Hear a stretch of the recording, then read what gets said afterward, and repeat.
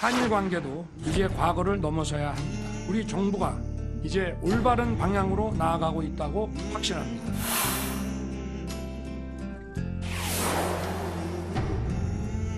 국민들이 윤석열 대통령, 박진 외교부 장관, 김성한 안보실장, 김태호 제1차장, 정진석 의원을 일컬어 신을사오적이라 비판하고 있는 것입니다. 신을사조약에 버금가는 대일 굴욕 외교를 절대 용납할 수 없습니다. 국민 뜻을 받들어 국정조사 추진을 본격 검토하겠습니다. 민주당 최고위원은 용산 총독이라는 막말까지 써가며 외교 성과를 폄훼하고 있습니다. 이겐 관심이 없고 권력에 눈이 멀어 품격이라고는 찾아볼 수 없는 민주당의 모습이 참 부끄럽습니다.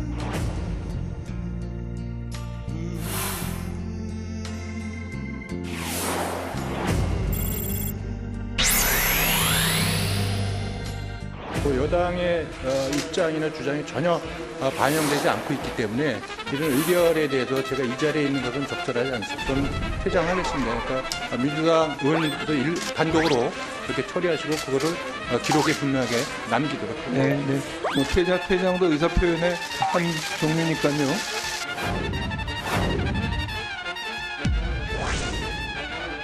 네, 8시에 안건조정회의를 하면서 7시 54분에 전화로 공지하고 8시 2분 회의 시작 이후에 문자로 공지를 했습니다. 이런 회의는 무효입니다. 180석을 가지고 있다고 모든 국회 입법 체계를 깡그리 뭉그러뜨리고 하기 시작하면 국회법이라든지 우리 헌법 체계가 유지가 되지 않은 그런 상황입니다. 이것을 저지할 방법은 의석을 회수하는 수밖에 없습니다.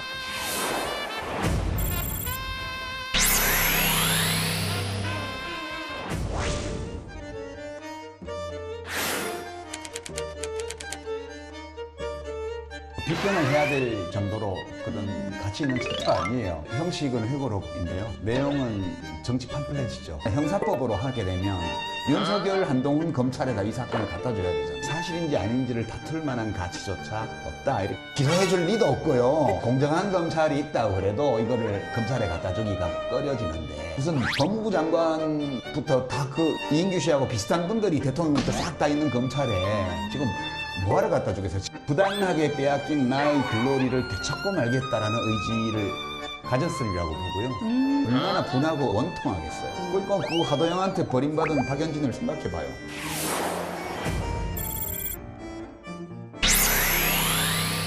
자, 오늘 회의는 류 실장 박마커 유채커 조멘토 백반장, 김현숙 수어통역사 그리고 정치부의 예청자 정의원분들과 함께하겠습니다. 오늘도 속보 실시간 반영하면서 열어놓고 회의를 진행하죠. 아까 류 실장이 외통위 챙긴다고 그랬는데 맞죠? 네네. 챙기고 있었죠? 네, 보고 있었습니다. 네, 좋습니다. 자, 관련된 얘기는 이따가 상황실에서 저희가 해보도록 하고요. 백반장, 오늘 응답하라 주제는 뭡니까? 네, 오늘의 응답하라 주제 전해드리겠습니다. 한일 정상회담 후폭풍이 이어지는 가운데 윤석열 대통령이 오늘 한일 관계는 이제 과거를 넘어서야 한다고 말했습니다. 오늘은 여기에 대해서 여러분의 생각을 나눠볼 예정인데요. 유튜브에 정치부 회의 실시간을 검색하시면 댓글 보내실 수 있습니다. 많은 참여 부탁드립니다. 네, 오늘도 뉴스가 많은 하루인데요. 서둘러 가보도록 하겠습니다. 유한울의 뉴스픽 5부터 오늘의 정치부 회의 출발하겠습니다.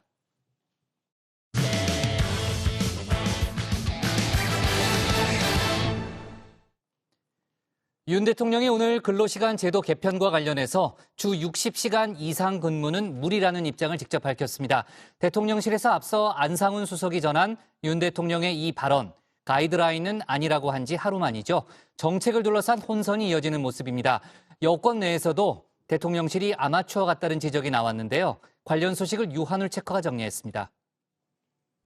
네, 5시 하면 다정해 정의원들의 뉴스 큐레이터 울체커입니다. 화요일의 뉴스픽 5 바로 들어갑니다. 오늘 준비한 소식은요.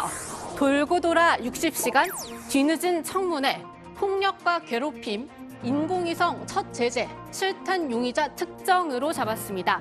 근로시간 제도 개편, 여론이 심상치 않자 윤석열 대통령이 직접 나섰습니다. 오늘 실시간으로 생중계한 국무회의 모두 발언, 주제는 딱 2가지였는데요. 그중 하나가 바로 이 근로제도 문제였습니다. 윤 대통령 전 국민 앞에 이렇게 직접 말했습니다. 저는 주당 60시간 이상의 근무는 건강보호 차원에서 무리라고 하는 생각은 변함이 없습니다. 물론 이에 대해 근로시간 유연화 정책의 후퇴라는 의견도 있는 것을 알고 있습니다. 그러나 주당 근로시간의 상한을 정해놓지 않으면 현실적으로 노동 약자들의 건강권을 지키기 어렵다고 생각합니다. 주 최대 69시간 근로도 가능한 근로시간 제도 개편안이죠. 여기에 대해 결국 주 60시간 이상 안 된다. 상한선을 직접 공표한 겁니다. 어제 대통령실 고위 관계자가 입법 예고 기간 동안 의견을 수렴해서 주 60시간 이상이 나올 수도 있다고 말한 지 하루도 지나지 않아서인데요. 이 관계자는 앞서 안상훈 사회수석이 지난 16일 전한 윤 대통령의 발언, 대통령의 개인적인 생각이지 가이드라인을 주고자 하는 의도는 아니다. 이렇게 말하기도 했습니다. 대통령께서는 연장 근로를 하더라도 주 60시간 이상은 무리라는 인식을 가지고 있습니다. 입법 예고된 정부안에서 적절한 상한 캡을 씌우지 않은 것에 대해 유감으로 여기고 보완을 지시하셨습니다. 네, 다시 한번 정리해보면요. 주 60시간 무리, 그 다음에 나흘 만에 주 60시간 이상 가능, 그리고 하루 뒤 다시 주 60시간 무리, 이 흐름입니다. 말 그대로 근로시간 제도 개편을 놓고 오락가락하는 모습이죠. 결국 윤 대통령의 오늘 발언으로 개편안 전면 재검토까지도 불가피한 상황이 돼버렸는데요. 야권에서도 이렇게 혼선을 빚는 대통령실 모습을 꼬집으면서 전면 재검토가 아니라 즉각 폐기하라고 촉구하고 나섰습니다. 정의당은 용산 대통령실 앞으로 직접 갔습니다. 고용노동부 발표는 대통령이 뒤집고 대통령 입장은 대통령실 고위 관계자가 뒤집는 통에 대한민국 행정부 수장이 누구인지 헷갈릴 지경입니다. 코미디도 이런 코미디가 없습니다. 주 69시간 노동 끝에 휴식이 정말 휴일이 될지 영면이 될지도 모르는데 1년치 노동시간이 다 무슨 소용입니까? 답은 주 69시간째 폐기밖에 없습니다. 네, 대통령실의 이 갈짓자 행보에 여당도 난감하긴 마찬가지일 듯합니다. 윤 대통령이 앞서 전해드린 주 60시간 상한 발언을 준비하고 있던 그 시각에요. 여당 의원들은 오전 라디오 인터뷰에 나서서 성난 여론을 다독이는 데 총력을 기울이고 있었습니다. 아무리 많이 한다 하더라도 이제 이걸 계산을 해보면 69시간까지밖에 더 이상은 안 된다라고 그렇죠. 오히려 캡을 씌워놓은 건데 지금 현행 주 52시간 이걸로 하면요 129시간까지도 가능합니다. 이번에 개편안은 그게 아니라 아무리 일을 하더라도 11시간 근무일과 근무일 일 사이에는 11시간 휴식 시간을 무조건 둬야 된다는 것도 의무조항으로 넣었거든요. 그러니까 새롭게 좋은 게 많이 들어갔죠. 네, 더욱이 국회 환노위 간사를 맡고 있는 이미자 의원은 이 상한 캡 관련 질문을 받고 법으로 정할 부분이 아니라고까지 답을 한 상태였습니다. 지금 상한 캡을 씌우는 것은 지금 현재의 연장 근로를 만약에 입법 예고해놓은 대로 간다라고 한다면 이게 장치가 뭐가 돼 있냐면요. 일단 근로자 대표가 서면 합의를 해줘야 되고 그 다음에 노동자가 동의를 해야만 이걸 할 수가 있는 겁니다. 이렇게 장치가 돼 있어요. 그래서 시간에 대해서는 노사가 정할 부분이지 여기서 우리가 법으로 이걸 캡을 씌운다 아니다는 얘기할 수가 없는 거죠. 하지만 제일 난감한 건 뭐니 해도 주무부처인 고용노동부겠죠. 윤 대통령이 국무회의 모두 발언을 하고 있던 그 시각, 이정식 장관은 국회 환노위 전체 회의에 나와서 이 야당 의원들의 질타를 받으며 이렇게 답변하고 있었습니다. 지금 69시간도 형편없이 납득할 수 없지만 그거보다 더 중요한 거는 69시간 한다고 5개월 동안 검토하고 3개월 다듬기를 해갖고 발표한 정책을 대통령 한마디에 바뀌고 또 그걸 또 대통령실이 바꾸고 이건 납득할 수가 없어요. 정확한 표현은 69시간이 아니고 주 평균 52시간이 맞습니다. 네, 혼선도 이런 혼선이 없는데요. 결국 이정식 장관이 사과했다는 속보도 들어왔습니다. 들어가서 자세히 전해드리도록 하고요. 사실 이번은 오락가락 정책 시즌2입니다. 시즌1은 이미 지난해 여름에 있었죠. 바로 초등학교 입학 연령을 만 5세로 낮추려고 했을 때입니다. 처음 발표가 된 뒤 반대 여론이 거세지는데도 계속 추진 의지를 밝혔던 당시 박순애 교육부 장관. 결국 폐기 가능성을 열어놨지만 하루 만에 교육부 차관이 뒤집었고 그랬더니 대통령실을 직접 나서서 폐기 가능성을 다시 열었습니다. 그리고 그 결과는 박 장관의 사퇴, 그리고 초등학교 입학 연령 하향 조정 정책의 폐기였죠. 만약에 정말로 이 정책이 아니라고 한다면 정책은 폐기될 수 있다고도 생각을 합니다. 이게 폐기라고 보시면은 좀 너무 앞서서 나가신 것 같고요. 대안을 내놓고 본격적으로 논의를 하는데 그 결과에 대해서 오픈된 생각으로 가겠다. 정책이라는 것은 국민들이 바라지 않는 정책이 시행될 수가 없지요. 그리고 이 사태의 맨 처음엔 대통령실 차원의 이 입학연령 하향 조정의 신속한 추진 발표가 있었습니다. 그때도 지금도 대통령실의 아마추어 같은 모습에 대한 지적이 야당은 물론이고 여당에서도 나오는 이유입니다. 그래도 그때는 정권 출범 초기였습니다. 그런데 이제는 윤 대통령이 취임한 지 1년이 다 돼가고 있죠. 윤 대통령도 답답한 탓이었을까요? 어제 정책 발표 전에 당과의 사전 조율 기능을 강화하라는 지시를 직접 내렸다고 합니다. 여기에 대해서 명확하게 정부가 입장을 표명 안 했고 여기에 대한 대책도 마련하고 이렇게 정책이 나갔어야 됐는데 그러지 못하니까 온갖 이제 오해거리가 쌓인 거죠. 그리고 그 이후에도 지금 대통령실 지금 반응을 보면 그럼 최종적인 입장을 확실히 정해가지고 원보이스로 이야기를 해야 되는데 지금 원보이스가 아니라 투보이스 뭐 이렇게 나오고 있잖아요. 그러니까 지금 행태를 보면 굉장히 좀 부드럽지 않고 아마추어 같고 이런 모습이 보이는데 두 번째 픽은 뒤늦은 청문회입니다. 아들의 학교 폭력에 개입한 게 드러나서 국가수사본부장에서 낙마했죠. 정순신 변호사 논란은 아직 끝나지 않았습니다. 민주당은 당 차원의 진상조사단을 꾸려서 활동 중인데요. 어제는 경찰청을 찾아갔습니다. 이 정 변호사 후임으로도 검사 출신이 올 수 있다는 이야기가 나오는 데 대한 항의 차원이었다는데요. 윤희근 청장한테 이런 말을 들었다고 합니다. 경찰청장이 검증 과정에서 정순신 전 검사 아들의 학폭 사건을 전혀 몰랐다는 것을 명확하게 확인했습니다. 경찰청은 정순신 전 검사 아들의 학폭 관련 내용에 대해 대통령실이나 법무부로부터 문제 없음으로 유선 통보받았다고 합니다. 네, 민주당은 계속해서 2018년 이 언론에 대대적으로 보도된 내용인데도 당시 정 변호사와 함께 검찰에 근무하고 있던 윤 대통령과 한동훈 장관, 이 사실을 몰랐을 리 없다고 보고 있습니다. 따라서 이번 일은 여권 주장처럼 인사 검증 시스템이 부족해서 일어난 일이 아니라 정 변호사 임명을 위해 시스템을 작동시키지 않은 거라고 꼬집었는데요. 이 문제를 따져 묻겠다며 국회 운영위에서 대통령실 업무 보고를 얼른 잡아달라고 요구하기도 했습니다. 한동훈 법무부 장관과 윤석열 대통령의 책임임이 밝혀졌습니다. 이제 국민 앞에 분명히 답해야 합니다. 법무부, 대통령실의 인사검증 실패에 대해서도 그 의혹을 명명백백히 밝혀나가도록 하겠습니다. 동시에 국회 교육위 차원에서도 행동에 나섰습니다. 이른바 정순신 청문회를 열기로 한 겁니다. 오늘 오전 전체 회의를 열고 야당 의원들의 단독 의결로 청문회 실시 계획서와 증인, 참고인 출석 요구의 건을 채택했는데요. 증인에는 정순신 변호사 본인을 포함시켰고요. 만약 응하지 않을 경우를 대비해서 이런 방침까지 밝혔습니다.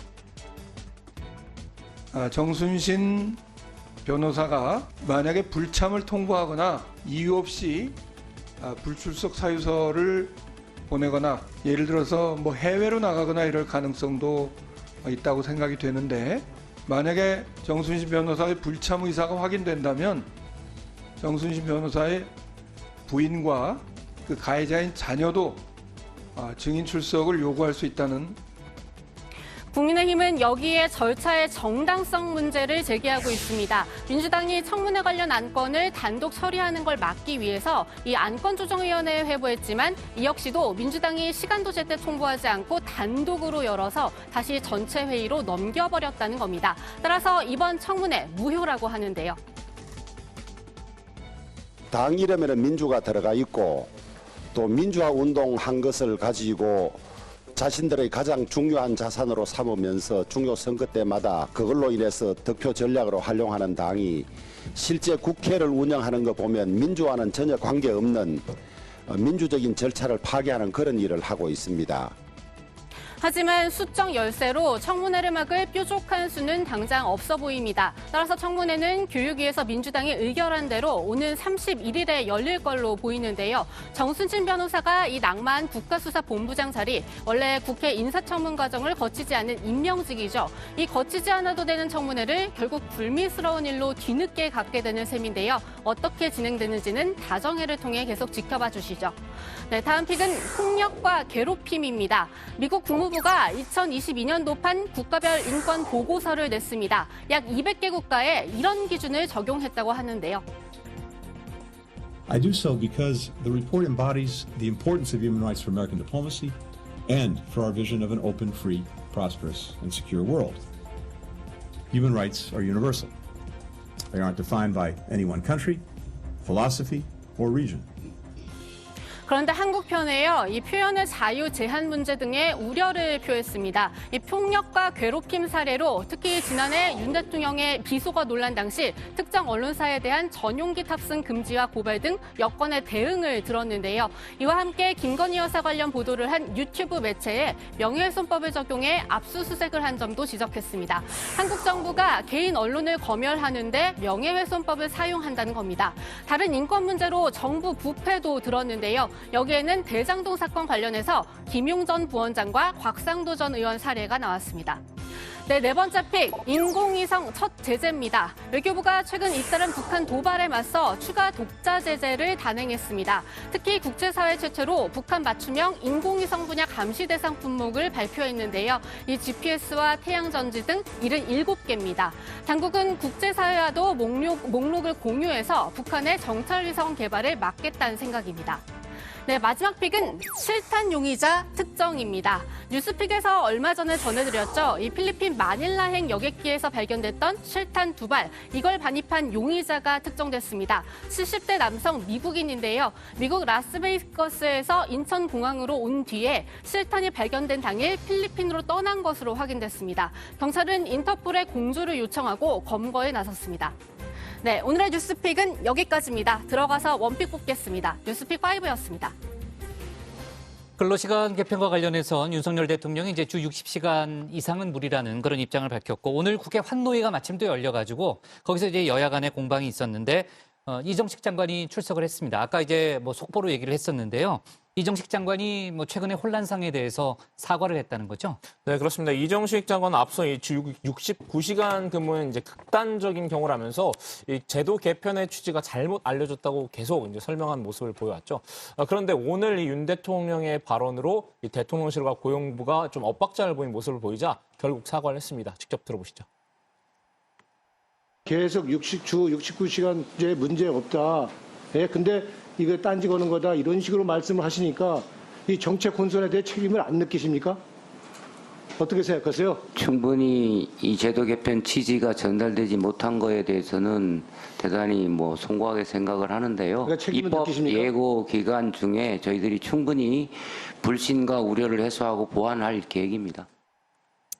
네, 이 장관은 하지만 앞으로의 개편 방향에 대해서는 말을 아꼈습니다. 모든 가능성을 다 열어놓고 검토를 하고 있다면서도 선택권을 확대한다는 취지는 변함이 없다. 또 주 상한을 주 평균 12시간으로 한다는 데에는 변함이 없다 정도로만 답변을 이어갔습니다. 민주당은 여기에 맞서서 주 4.5일제를 추진하기로 했다는 거죠? 네, 맞습니다. 김성환 정책위원장이 오늘 기자 간담회를 열고 밝힌 내용입니다. 주 69시간 시간제는 폐지하는 게 맞아 보이고 주 52시간제를 기준으로 하되 장기적으로는 주 4.5일제로 나아가는 게 노동의 미래라고 했습니다. 김 의장은 주 4.5일제를 추진하는 기업에 이 일정한 인센티브를 제공하는 법안도 다음 주에 발의한다고 밝혔는데요. 당장 이 4.5일제를 의무적으로 하긴 어렵더라도 장기적으로 우리 사회도 4.5일제로 전환할 수 있도록 하겠다는 겁니다. 네.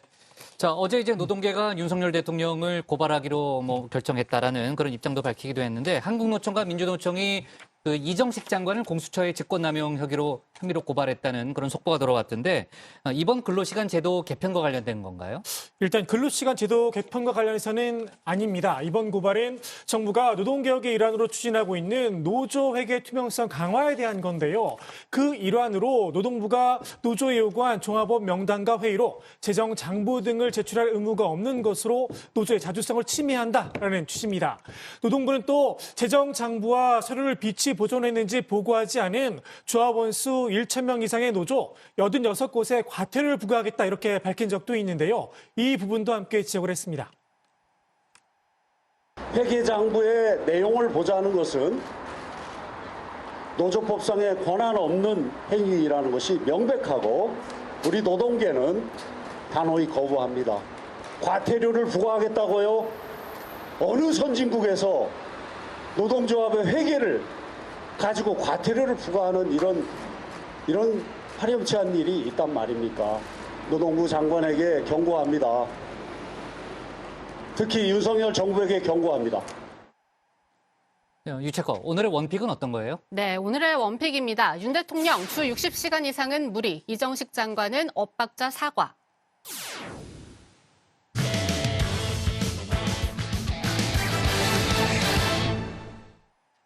윤석열 대통령이 한일 정상회담 관련해서 우리 정부가 이제 올바른 방향으로 나아가고 있다고 확신한다고 말했습니다. 전임 문재인 정부를 비판하면서 저 역시 편한 길을 택해 최악의 한일 관계를 방치하는 대통령이 될 수 있었지만 그건 대통령으로서의 책무를 저버리는 거라고도 했죠. 한일 간 민감한 현안이 논의됐다는 정상회담의 뒷얘기 일본 언론을 통해 나오면서 여전히 논란도 이어지고 있습니다. 관련 소식을 유정아 상황실장이 정리했습니다.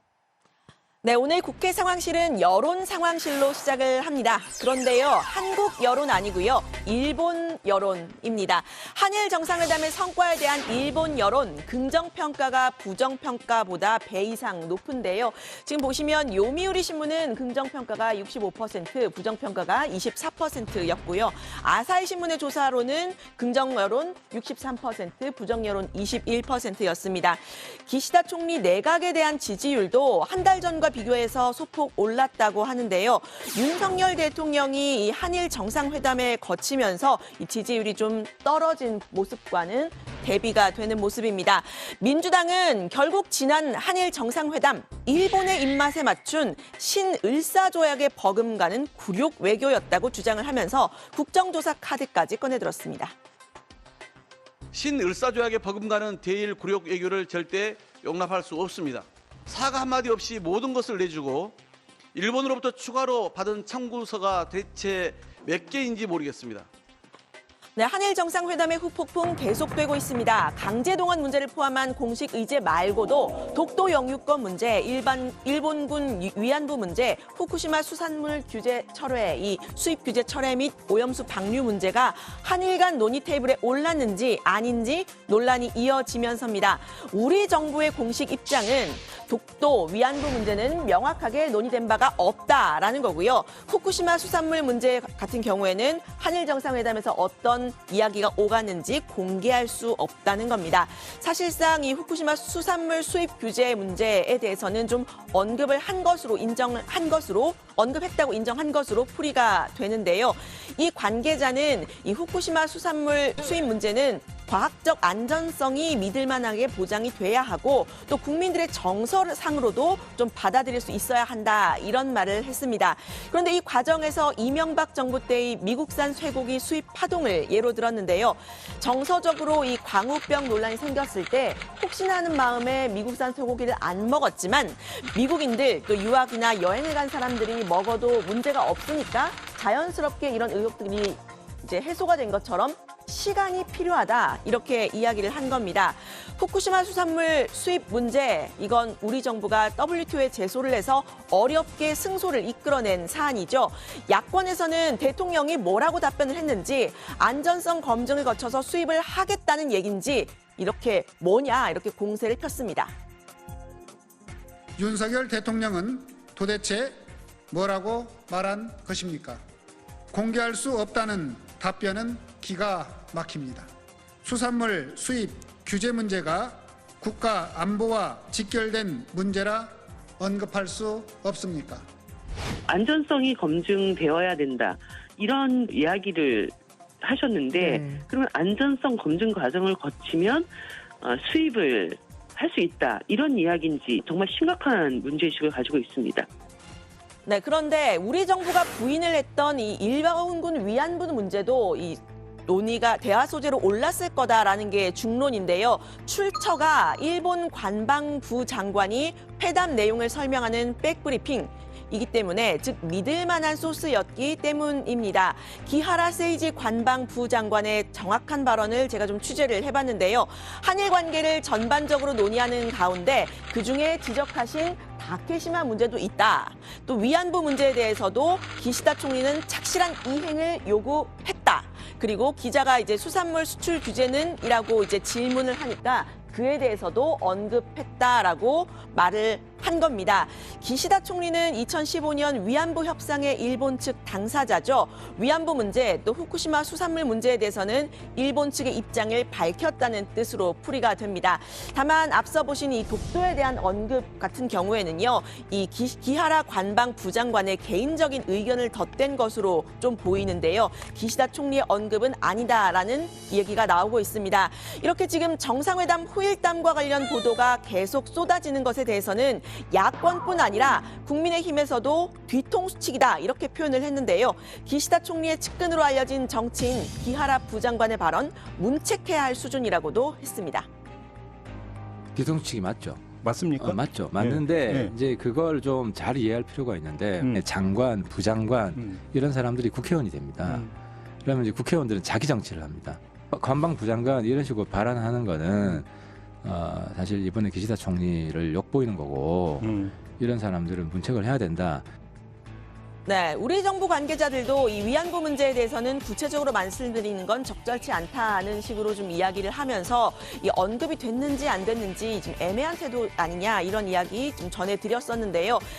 지난 회담에서 일본이 회담장에 올렸던 이야기들 이뿐만이 아닙니다. 한일 간 논쟁이 되고 있는 레이더 초계기 문제 또 이 강제동원 현장이라고 할 수 있는 일본의 사도광산 유네스코 등재 문제도 언급을 했다는 게 일본 측의 주장인데요. 야당인 이편 민주당 같은 경우에는 소녀상 철거 문제도 언급했다 이렇게 공개적으로 밝혔죠.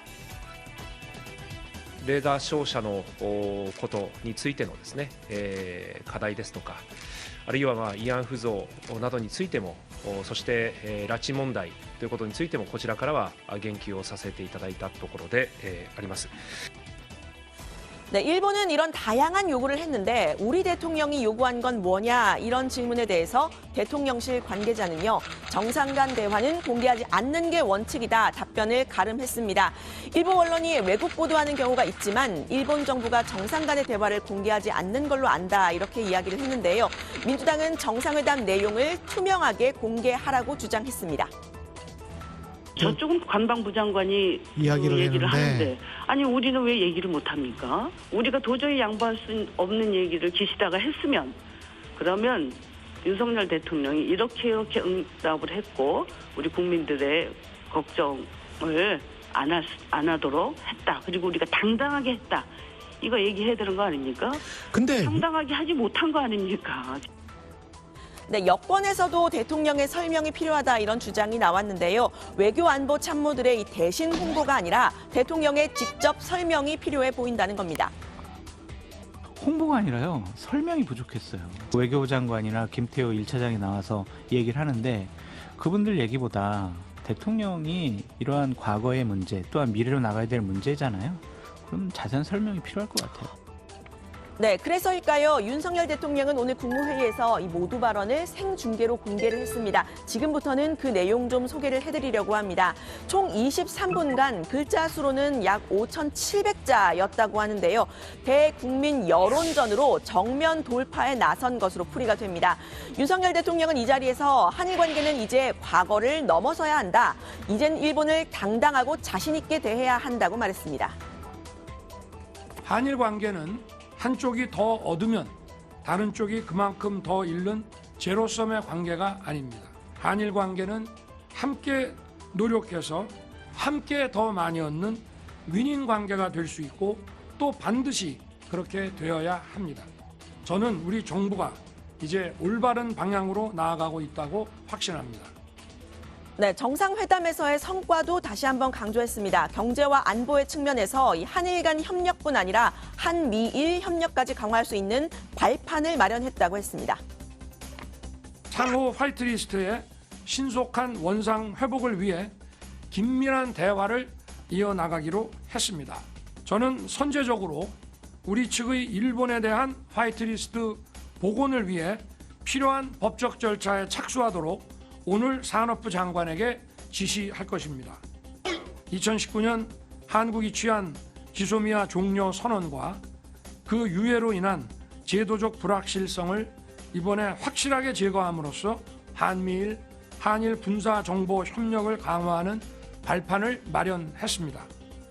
네, 그러면서 전임 정부와 야당을 강하게 비판했습니다. 문재인 정부를 향해서는 수렁에 빠진 한일 관계를 그대로 방치해서 그 여파로 양국 국민과 제1동포들이 피해를 입었다, 이렇게 말을 했는데요. 지난 한일 정상회담은 윤 대통령이 직접 내린 결단이란 점을 강조한 걸로 풀이됩니다. 저 역시 눈앞의 정치적 이익을 위한 편한 길을 선택해서 역대 최악의 한일 관계를 방치하는 대통령이 될 수도 있었습니다.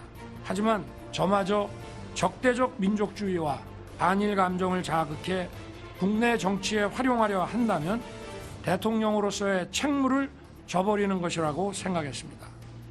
네, 야당과 시민사회를 직접적으로 비판하기도 했는데요. 일본은 이미 수십 차례에 걸쳐서 과거사를 반성하고 사과했다고도 강조했습니다. 우리 사회에는 배타적 민족주의와 반일을 외치면서 정치적 이득을 취하려는 세력이 엄연히 존재합니다. 일본은 이미 수십 차례에 걸쳐 우리에게 과거사 문제에 대해 반성과 사과를 표한 바 있습니다. 네, 윤 대통령 그러면서 전쟁을 겪었지만 화해를 했던 독일과 프랑스 사례, 또 일본의 배상을 포기 혹은 거부한 중국의 사례를 들었는데요. 반면에 우리나라는 일본과 위안부 합의의 결과물로 화해치유재단을 설립했지만 2년 만에 해체해버렸다 지적을 했습니다. 역시 전임 정부의 책임을 이제 이야기를 한 건데요. 민주당은 윤 대통령의 발언들 강하게 비판했습니다. 자화자찬을 하고 있다고 했습니다. 치욕적 조공과 굴욕 외교로 일본의 환대만 그리고 친교만 얻으면 그만이라는 윤석열 정권의 당견이야말로 완벽한 식민지 콤플렉스입니다. 국익은 물론 국민 뜻에 역행하는 굴욕 외교를 추진해 놓고선 이를 성과라며 자화자찬하는 모습까지 정말 제정신인지 묻지 않을 수 없는 상황입니다. 네, 국민의힘 역시 과거 정부를 탓한 윤 대통령의 시각과 같았습니다. 기본적으로 지금 민주당의 한일 정상회담에 대한 비판들 역시 이재명 대표의 방탄의 일환이다, 이런 주장도 폈는데요. 국민 세금으로 강제동원 피해자를 지원했던 노무현 전 대통령, 그리고 윤석열 정부가 계승하려는 김대중 오부치 선언의 김대중 전 대통령도 친일파고 매국노냐고 따져 물었습니다. 지난 2007년 노무현 전 대통령은 국민 세금으로 조성된 국가 재정으로 일제 강제징용 피해자에게 보상금을 대의 지급하였습니다. 또한 독도 수역을 한일 공동 수역으로 설정한 것은 김대중 전 대통령이었고, 민주당의 주장대로라면 노무현 전 대통령도 일본의 하수인이 되는 것입니까? 또한 김대중 전 대통령도 망국적 야합을 한 것입니까? 네, 윤석열 대통령이 23분간의 공개 발언을 통해서 한일 정상회담에 대한 입장을 밝혔지만요. 이 논의 테이블에 올랐는지 아닌지 지금 논란이 되고 있는 후쿠시마 수산물 수입 문제, 일본군 위안부 문제 등에서는 언급하지 않았습니다. 대신 관련 논란은 국회로 좀 옮겨와서 외통위에서 질의응답이 이뤄졌는데요. 관련 소식 들어가서 더 이야기를 해보겠습니다. 오늘 발제는 이렇게 정리합니다. 윤석열 대통령 한일 관계 과거 넘어서야 민주당 회담 내용 상세히 공개하라. 유정은 실장이 마지막에 얘기했던 대로 오늘 오후에 국회에서 이제 외통위가 열리고 있잖아요. 여야 간 충돌이 상당히 심하죠. 네, 그렇습니다. 이 한일 정상회담이 끝난 지 나흘 만에 열리는 외통인데요. 오늘은 박진 외교부 장관, 권영세 통일부 장관, 그리고 석동현 민주평통 사무처장 등이 모두 참석했습니다. 한일 정상회담 성과를 두고 여야가 첨예하게 대립하고 있는 상황이기 때문에 애초부터 여야 간 충돌이 예고됐는데요. 실제로 여야 의원들 모두가 이 태극기 피켓을 노트북에 붙이고 나오면서 시작부터 신경전이 치열했습니다. 그런데 이 현안 보고를 시작하기도 전인 이 회의가 열린 지 20여 분 만에 지난 회의 때문에 정의가 됐습니다. 네, 한일 정상회담 사흘 전인 지난 13일에 외통위가 있었습니다. 당시 민주당이 단독으로 강제동원 피해자 양금덕 할머니를 불러서 회의를 열었는데요. 이때 민주당은 강제동원 규탄 결의안도 채택을 했습니다. 당시 국민의힘은 이 한일 정상회담을 앞두고 있는 상황에서 영향을 미칠 수 있다라고 하면서 회의 개의를 거부했었는데요. 오늘 국민의힘은 지난 회의 정식 회의로 인정할 수 없고 규탄 결의안도 무효라 이렇게 주장을 했고요. 민주당은 합의된 의사 일정을 한일 정상회담을 이유로 일방 거부한 건 국민의힘이라면서 오히려 국민의힘 소속의 외통위원장이 사과해야 할 문제라고 주장하면서 이렇게 논란이 벌어졌습니다. 네. 자, 외통위에서 한일 정상회담 성과에 대한 논란도 있었나요? 뭐 성과라는 표현이 맞는지는 모르겠지만 박진 외교부 장관에게 한일 정상회담 관련 질문이 쏟아졌는데요. 민주당 의원들은 특히 독도 영유권과 위안부 문제, 후쿠시마 수산물 수입 규제 문제 등에 대해서 양국 정상이 대화를 나눴는지 따져 물었습니다. 박 장관은 독도나 위안부 문제가 정상회담에서 의제로 오르진 않은 걸로 안다면서 기존의 언론에 밝힌 입장을 되풀이했습니다. 만찬 등 친교 행사에서 논의가 됐을 가능성에 대해선 그런 얘기는 듣지 못했고 그런 분위기도 아니었을 것으로 생각한다 이렇게 답했는데요. 언급이 있었다는 일본 언론의 보도에 대해선 사실이 아닌 부분에 대해선 분명히 항의 유감 표현을 했다면서 직접 만나서 얘기도 했다라고 말했습니다. 강제동원 피해자 제3자 변제 문제에 대해서도 아까 제가 잠깐 봤는데 질문이 많이 나오더라고요. 네, 그렇습니다. 이제 민주당은 그 강제동원 제3자 변제라는 이 정부의 해법이 적절치 않다. 이 피해자들과의 대화를 어떻게 할 거냐라고 물었는데요. 이상민 의원은 대통령이 1% 지지를 받더라도 하겠다는 발언을 들으면서 정부의 그 해법이 너무 무모하다라고 지적을 했습니다. 박진 외교부 장관은 진정성 있는 이 설득 과정을 거치겠다라고 답했는데요. 강제동원 피해자 유가족들과는 여러 차례 이 토론회와 간담회를 거쳤다고 설명했습니다.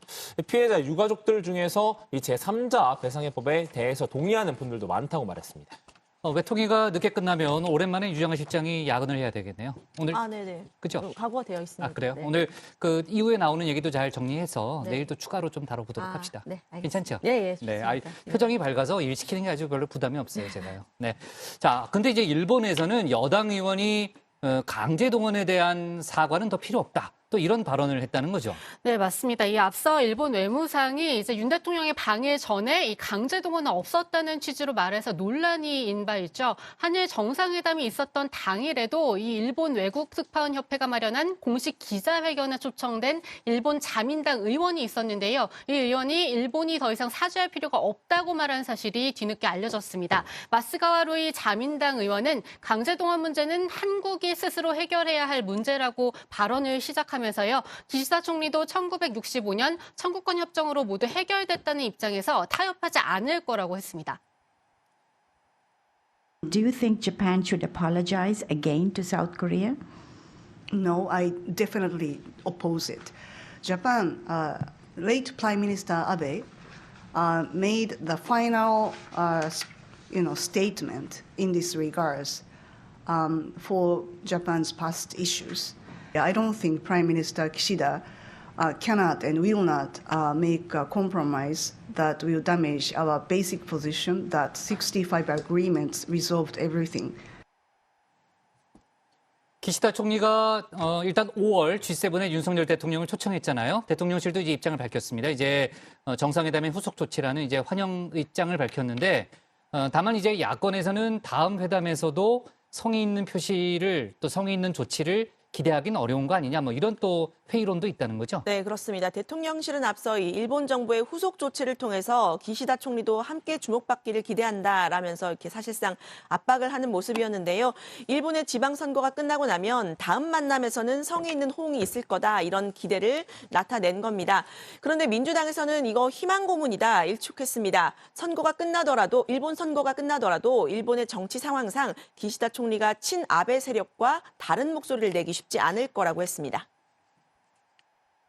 저는 오히려 희망 고문을 하고 있다. 기시다 총리가 아베 세력에 엎여 있는 상황이기 때문에 지방선거가 끝나고 나더라도 총리직을 유지하기 위해서는 아베 정부가 만들었던 그러니까 2015년 아베 담화 예. 그거는 더 이상 사과하지 않는 나라를 만들겠다 예, 이런 예. 것 아니겠습니까? 이 역사 인식에서 벗어나 있지 않다는 거죠. 네. 자, 그리고 시작할 때 제가 영상에도 잠깐 나왔습니다만 천주교 정의구현사재단이 정권 퇴진 시국 미사를 이제 매주 개최한다는 그런 소식도 들어와 있는데요. 일단 시국 미사를 주도할 비대위를 구성을 했고 8월 15일 서울에서 대규모 미사를 열 예정이라는 그런 좀 얘기도 있습니다. 현장에서 나오는 여러 가지 또 발언들이 있는데 좀 이제 수위가 높아서 제가 뭐 직접 얘기하기는 좀 그렇고요. 아무튼 여러 가지 논란이 좀 진행되는 그런 상황으로 보입니다. 오늘 발제 이렇게 정리하겠습니다. 윤 대통령 한일 과거 넘어서야 민주당 회담 내용 공개하라로 제목을 잡겠습니다. 다음은 박준우 마커의 주민으로 갑니다.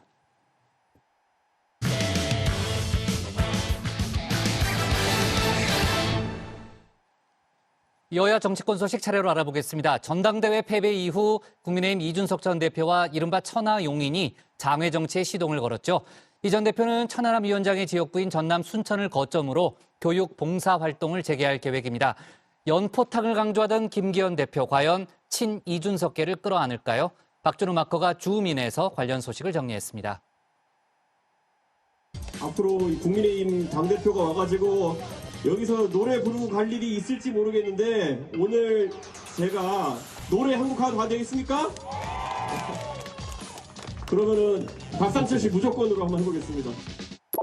당신을 향한 나의 사랑은 특급 사랑이야. 감사합니다. 짠짠짠짠짠짠. 지난해 국민의힘 이준석 전 대표가 당원권 정지 6개월 징계 이후에 전국을 돌 때의 모습입니다. 시민과 국민의힘 당원들을 만나면서 장외 여론전을 펼쳤는데요. 특히 이 호남 지역을 집중적으로 방문했었죠. 다들 당원 가입하셨어요? 책임당원 있으신 분? 지난번에 나 짱식을 해가지고 전체 100명 들어왔다며 그날. 어떻게 이렇게 처음 만나가지고 다들 얘기하는지 신기할 텐데. 저 걱정 많이 했어요. 주제는 아마 윤핵관이 연계될 거예요. 이 전북대 근처 분식집을 방문해서 떡볶이 미팅을 열었을 때죠. 지금 이 전 대표의 모습을 보고 있노라면 지난해 이준석의 전국 유랑을 다시 떠올리게 합니다. 엉길동. 고난을 극복하는 데는 유랑이 특효일까요? 말 그대로 전국 유랑 시즌 2인데요.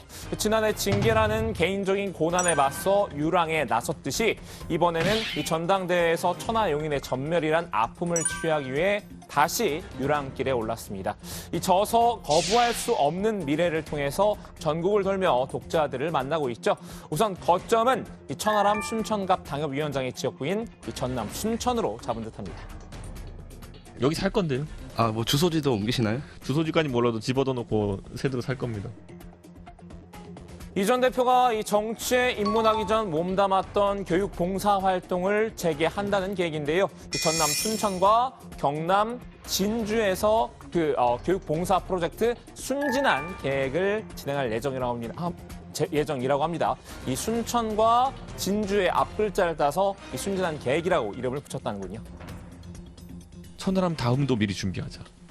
네. 꼭 저희가 뭐 보수 성향의 뭐 국민의힘에 이렇게 포섭하겠다 이런 얘기가 아니라 순천에서 정말 열심히 공부해가지고 자기 미래를 꿈꿀 수 있는 학생들이 더 많이 나오게 하기 위해서 저희가 할 수 있는 일이라면은 돕고 싶다. 이 영호남을 넘나들긴 하지만 여전히 그래도 방점은 호남에 찍혀 있습니다.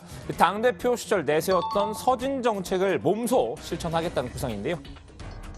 소위 서진 전략보다 훨씬 더 강한 수준의 그런 그 서진 전략이 예고하겠습니다만 7월경부터 있을 겁니다. 네. 그리고 이것은 결코 우리 당만이 혼자 가는 길도 아닐 것이고 이제는 민주당이 두려워할 만한 그런 강도로 이루어질 것이다. 최근 김재원 최고위원의 5.18 망언과는 묘한 대비를 이루는 행보죠. 헌법 정신에 5.18 정신을 헌법에다 넣겠다. 그런다고 전라도 표가 나올 줄 압니까? 김기현 좀 미쳤다는 거야 도대체가. 그건 불가능합니다. 불가능해요? 예. 불가능하죠? 예, 불가능합니다. 불가능하죠. 그냥 저도 반대입니다. 전라도에 대해서 립서비스 하려고 한 거지. 뭐 표 들려면 뭐 조상묘도 판다는 게 정치인들 아닙니까? 이 전 대표는 이 천하 용인과 함께 팀 블로그도 개설했습니다. 지난 전당대회에 출마한 이 천하 용인 후보 4명의 이 신인규 국민의힘 바로 세우기 대표 등이 참여를 했는데요. 이 전 대표 이 4글자 네이밍을 상당히 즐겨하는 편입니다. 이 팀 블로그의 이름 보공행진인데요. 이 고민하고 공부하고 행동하는 진실된 사람들의 약자라고 합니다. 행진이란 이름에선 어떤 결연함이 느껴지기도 하는데요.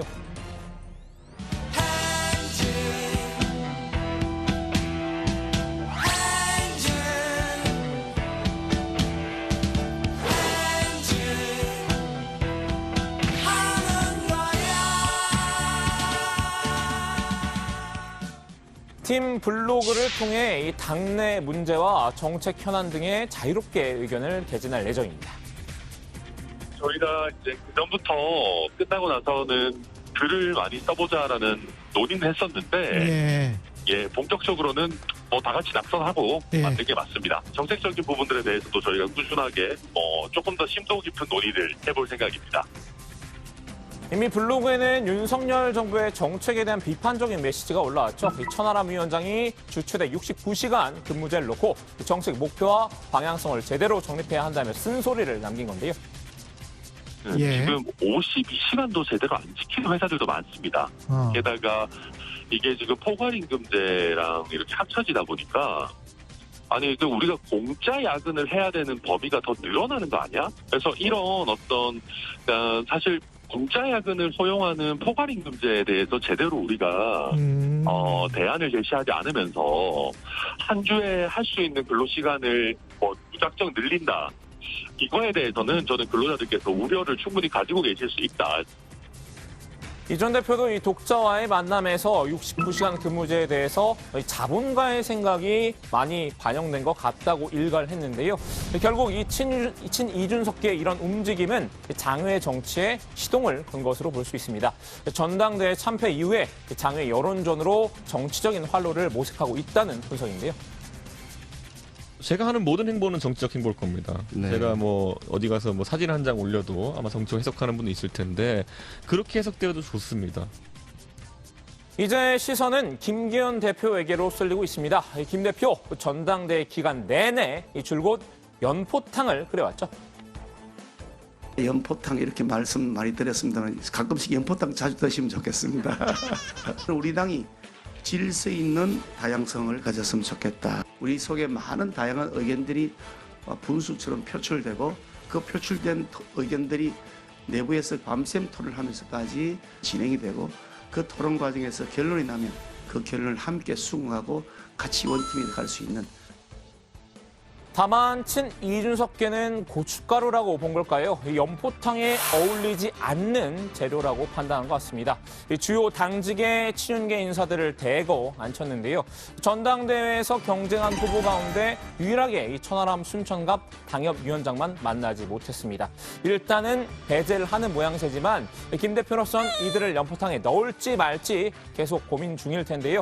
특히 이 당내 엇갈린 시선이 고심을 더 키우고 있습니다. 먼저 이 친이준석계에 대한 긍정적인 평가도 있죠. 이 친이준석계 끌어안기가 결국에는 다 이 국민의힘에 도움이 될 것이라는 논리인데요. 그분들에 대한 지지 기반이 있다는 것이라면 앞으로 우리가 내년 총선을 치르고 국민의힘이 보다 더 발전적인 관계로 그리고 다 국민들께 더 가까이 더 다가가기 위해서는 이분들의 이런 것들을 좀 격려하고 그래서 이분들이 국민의힘의 저변을 확대시키고 지지층을 결집하면 그것들을 같이 우리 국민의힘 안으로 끌어들일 수 있도록 당에서도 노력하면 좋겠다. 반면 이 지도부 일부는 결사 반대를 외치고 있습니다. 김재원, 조수진 최고위원 등인데요. 김 최고위원은 친이준석계를 영구 추방해야 한다며 강경한 입장을 보이고 있습니다. 선수로 뛰어든 훌리건들 아니겠습니까? 이런 비정상적인 행위를 이제는 이 당에서 영구히 추방해야 될 그런 판단을 한 것 아닌가 생각을 합니다. 이준석 전 대표는 이 배짱 전략을 구사 중입니다. 김기현호 이 초장부터 종북 간첩단과의 전쟁을 선포하는 등 강한 보수색을 드러냈죠. 컨벤션 효과도 없이 지지율이 떨어지고 있는 마당인데요. 이 전 대표는 이 총선이 다가오면 김 대표가 어차피 자신에게 손을 내밀 수밖에 없을 것으로 보는 눈치입니다. 결국에는 그 개혁 세력이라고 대표되는 천하람 위원장과 제가 대표하는 그 세력의 표가 오히려 총선 때 필요하다. 총선에 필요한 상황이라고 사람들이 인식하기 시작하는 것 같다. 당의 외연 확장을 위해선 이준석과 천하 용인이 필요할 것이란 자신감인데요. 자기를 놓쳐서 아쉬운 쪽은 결국 김기현 대표라는 속내입니다. 날 놓치면 후회할걸 진짜로 물론이지 말을 말아 진짜로 저기 내 친구도 놀랐다고 넌 내가 누군 줄 알아 천하람 위원장 현재로선 당에서 추방만 안 당해도 다행이라고 너스레를 떨긴 했지만요. 이 전 대표에 비해서 보다 직접적으로 속마음을 드러냈습니다. 저는 그런 시혜적인 내지는 동정적인 그런 관계 원하지 않습니다. 이게 서로 이게 대등한 파트너라고 생각하면서 이게 서로가 서로의 어떻게 보면 보완적인 역할을 한다라고 생각해야 이게 논의가 되는 것이지. 총선 다가오면 아마 우리를 찾을 것이다. 저희가 대놓고 그렇게까지 얘기는 안 하겠습니다만은. 자, 오늘은 이준석 전 대표의 장애 정치와 이를 바라보는 이 김기현 대표의 딜레마를 정리해 드렸는데요. 이 전 대표는 이 친이준석계가 연포탕에 빠질 수 없는 낙지라는 생각인 듯하죠. 김 대표가 과연 낙지 없는 연포탕을 끓일 수 있겠느냐면서 이 자신만만한 모습인데요. 오늘 주민 한마디는 이 요리연구가 이혜정 씨의 말로 정리하겠습니다. 끓일까 말까 하는 데서 낙지를 넣었다 뺐다 온도를 식혔다 넣었다 하면서 질기지 않고 연하라고 그렇게 하는 거예요. 네. 자, 오늘 김기현 대표가 최재형 의원을 만났잖아요. 최 의원이 이제 지난해 이준석 대표 시절에 출범했던 이제 혁신위원회 위원장을 맡았었는데 그동안의 이제 논의 과정을 오늘 김 대표에게 보고했다는 거죠. 그렇습니다. 핵심 내용은 이 의원 공천 자격 시험 같은 이 혁신안 주요 내용인데요. 김 대표에게 보고를 마친 이 최 의원이 기자들을 잠시 만났습니다. 인터뷰 내용 직접 들어보시죠. 혁신위원들은 당의 지속적인 혁신과 개혁만이 총선 승리를 위해서 그리고 국민의 지지를 받기 위해서 필요하다라는 생각을 가지고 우리 당에서 꼭 정비돼야 될 부분 그리고 또 새로 마련해야 될 부분에 대해서 혁신안을 작성을 했던 것입니다. 이 혁신안 내용이 다 수용이 돼서 우리 당이 새롭게 변화하는 모습을 국민께 보여드리길 바라는데 네, 최재형 의원은 김기현 대표가 그 자리에서 바로 말씀하실 내용이나 사안은 아니라고 생각하고 당 지도부가 협의해서 결정을 하실 것이다 이렇게 내다봤습니다. 다양한 견해가 있기 때문에 구체적 내용을 결정하는 데 있어서는 다소 변형된 형식으로 채택될 수도 있다고 생각한다고 말했습니다. 오늘 보고한 내용이 좀 어떤 거예요, 정확하게? 네, 혁신이 지난해 6월부터 약 6개월 동안 16차례 회의를 열었죠. 공천제도와 당내 기구 개편 등 6개 분야에 걸친 혁신안을 지난해 말 발표했었는데요. 공천관리위가 갖고 있던 공천 후보자의 부적격 심사 권한을 당 윤리로 이관하는 내용이 1호 혁신안이었습니다. 또 공직 후보자 부적격 기준 강화, 공직 후보자 기초자격평가 확대 실시 등이 그 골자였습니다. 네, 일단 김 대표 반응 궁금한데 아무래도 이제 혁신안에는 이준석 전 대표의 색깔이 좀 들어가 있는 거 아니냐라는 그런 관측도 많은데 김 대표 입장에서는 좀 불편할 수도 있는 거 아니에요? 네, 최 의원은 이제 김 대표가 보고 내용에 대해서 특별한 언급이 없었다라고 전하긴 했는데요. 김 대표 역시 이제 어떻게 보고를 받았냐, 이 혁신안에 어떤 부분을 수용할 것이냐 이런 질문을 받았는데 잘 봤다고만 말했습니다. 이 혁신안 수용 여부에 대해서는 즉답을 좀 피하는 분위기였습니다. 네. 그나저나 이제 국민의힘 내부에서는 지금 이제 MZ세대 또 청년 표심이 이탈하고 있는 거 아니냐라는 그런 좀 우려를 하고 있다고 하고요. 이제 MZ세대 노조와 치맥 회동 등 여러 가지 또 퍼포먼스도 이벤트도 준비하고 있다는 그런 얘기도 들립니다. 관련된 얘기는 저희가 내일 또 추가로 해보도록 하고요. 오늘 주민 제목은 이렇게 정리하겠습니다. 장외정치 시동건 이준석계, 김기현, 연포탕에 이준석 넣을까로 제목을 잡겠습니다. 다음은 조익식 멘토의 정치 인사이드입니다.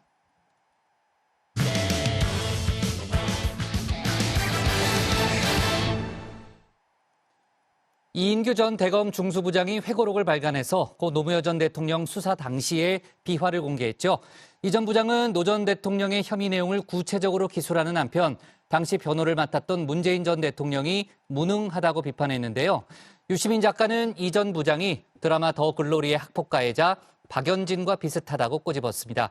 관련 내용을 정치 인사이드에서 짚어봅니다.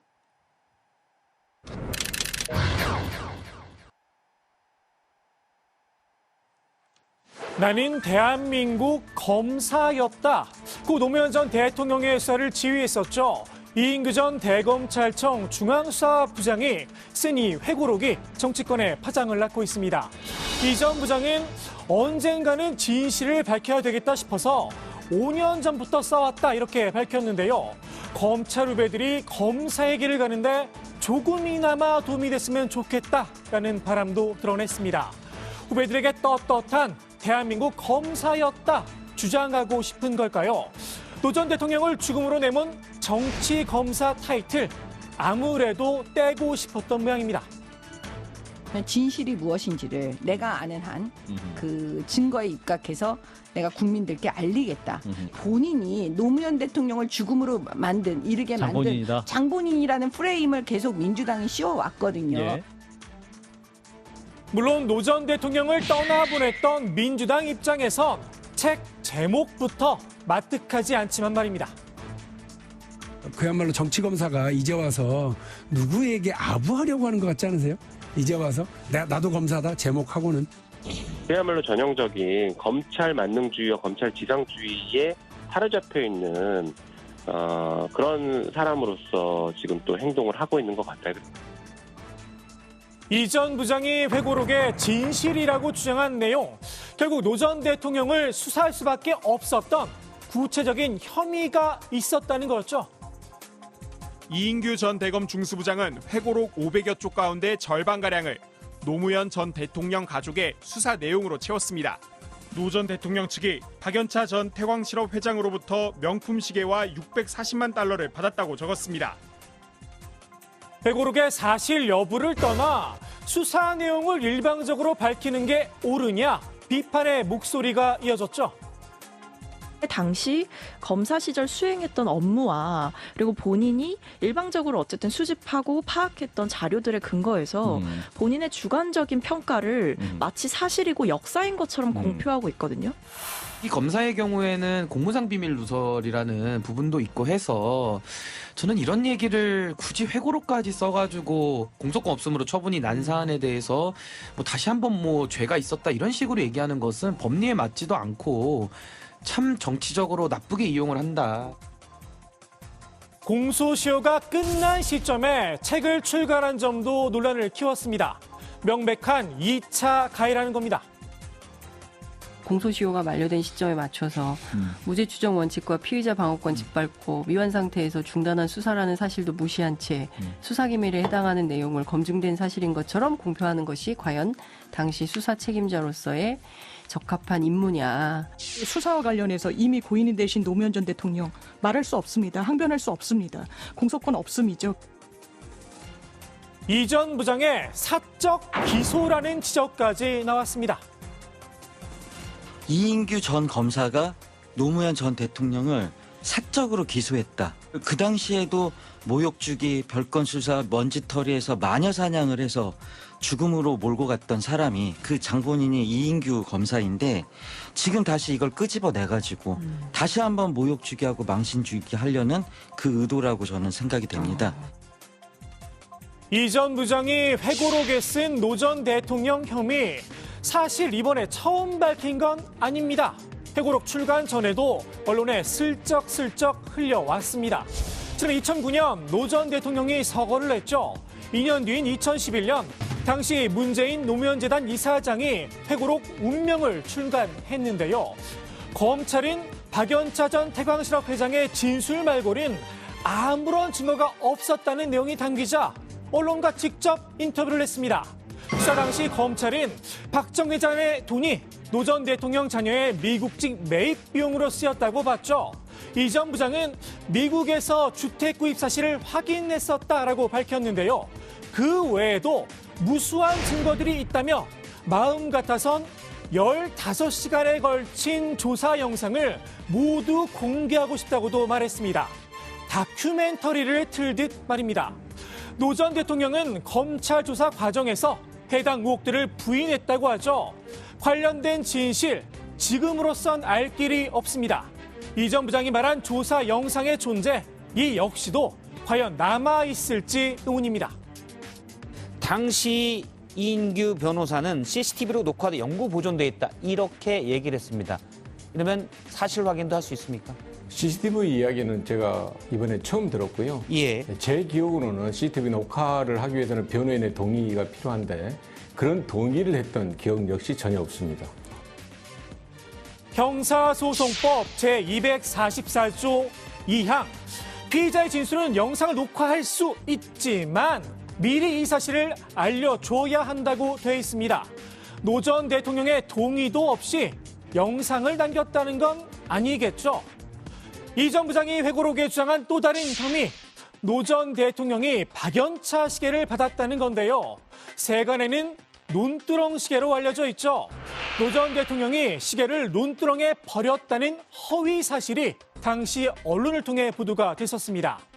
이 전 부장은 박연차 시계는 실제로 존재했다고 주장했는데요. 노 전 대통령이 중수부장실에서 이 부장 시계는 뺍시다.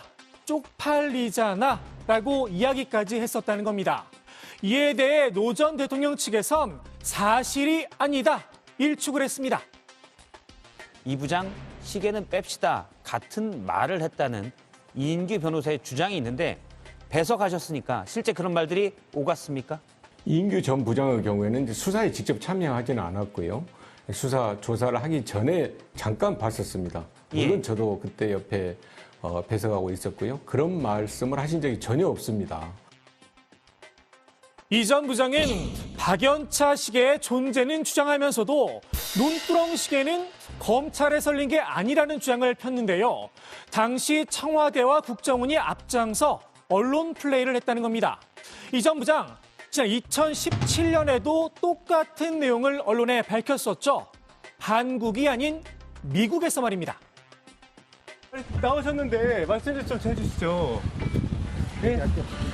국정원에서 흘린 거라고 생각하시는 근거는 뭔가요? 얘기하지 않는다고 내가 얘기하지 않습니까? 지금 조사 중이니까. 국정원 등 사정당국이 관련 조사에 들어가자 미국으로 거처를 옮겨버렸죠. 떳떳한 대한민국 검사가 왜 당당하게 조사를 받지 않은 걸까요? 농두렁 시계를 처음 보도했던 SBS. 이 전 부장이 회고록에서 또다시 국정원 개입론을 주장하자 이를 정면으로 반박했습니다.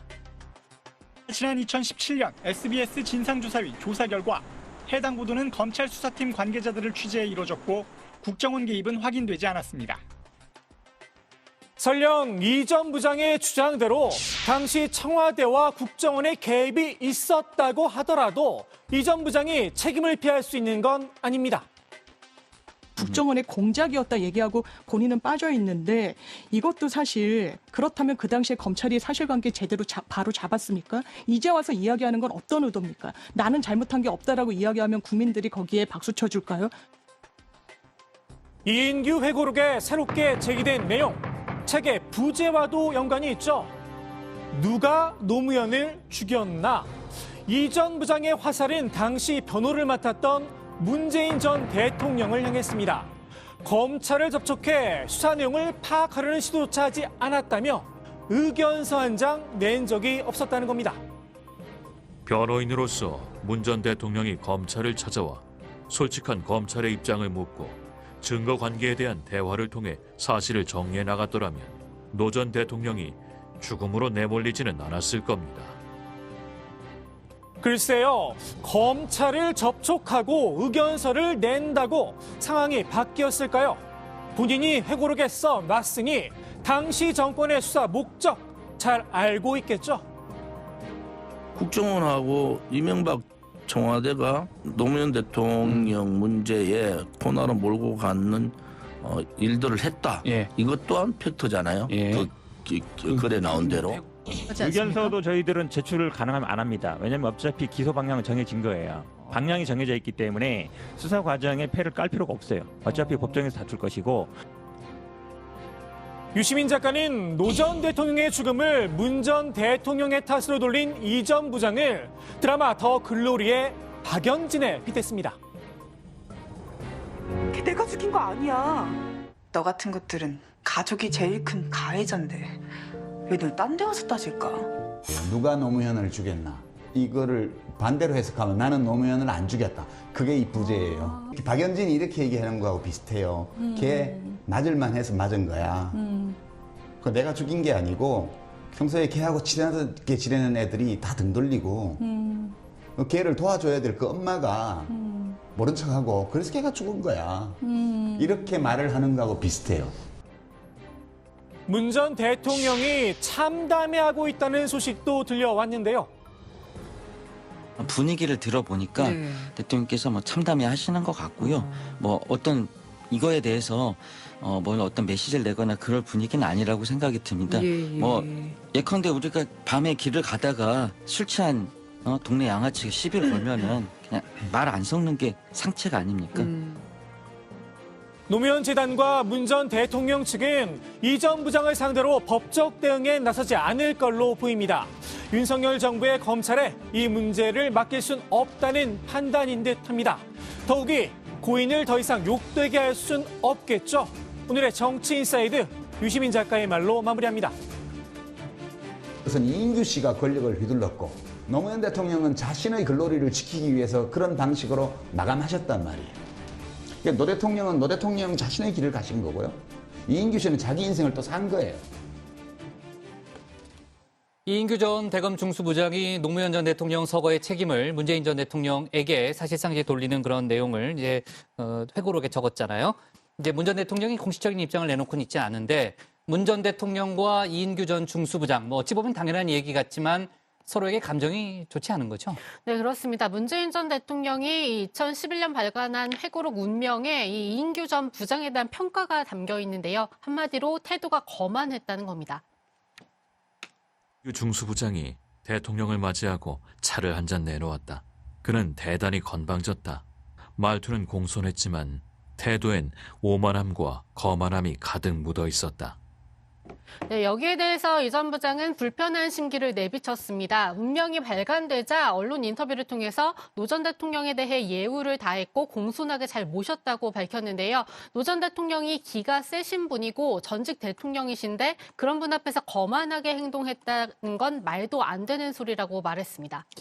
이인규 전 부장이 책을 발간한 이후 정치적인 목적이 있는 거 아니냐 이렇게 또 정치권에서는 얘기가 나왔죠. 네, 그렇습니다. 정치권에서는 정계 진출을 염두에 두고 책을 낸 게 아니냐 관측이 나왔는데요. 직접 들어보시죠.